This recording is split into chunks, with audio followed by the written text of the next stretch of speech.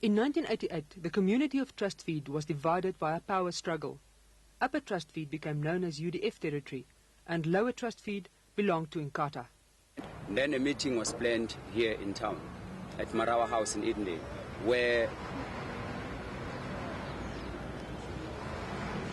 Major Eugene Terraplanche, he was the head of the route unit at Oribi, is now dead, and Captain Brian Mitchell, the station commander, the then station commander of Nyano, Jerome Kabela and Johan Numalo, local Inkatha representatives, and Neti Majosi, a youth Inkatha representative, and a very well-known Natal Midlands Inkatha leader is now a legislative member, David Ndombe.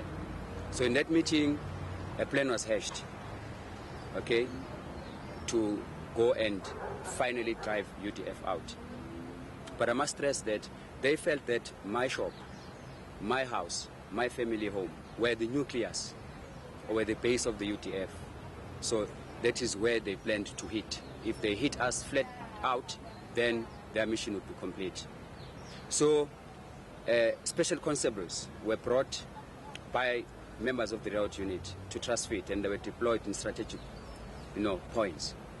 And then on the 2nd of December, 1988, a police roundup was organized by the station commander, the route unit, and various police from various police stations around New Hanover.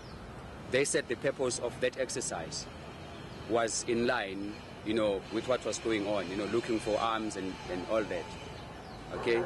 But later on we learned that that was not the purpose of the exercise, because only Upper Trustfeed was raided by the police. All, the young men, the young fighting men, were taken to the sports field. And then after the parade was over, they were formed into two groups. The Inkatha was let go, and then the comrades were shambocked by the police, shambocked and then arrested. Of course, they went into detention because a state of images had been detained. And then late that night, on the 2nd of December, when they were sure that the young fighting men were detained, and then the attack was launched. Because they couldn't find anyone at my house, they couldn't find anyone at my home, and eventually at the shop, they bent down. It was bent down. About 50 meters away from the shop, there was a house in which there was a night vigil. Someone had died there of natural causes. All the other houses were dark.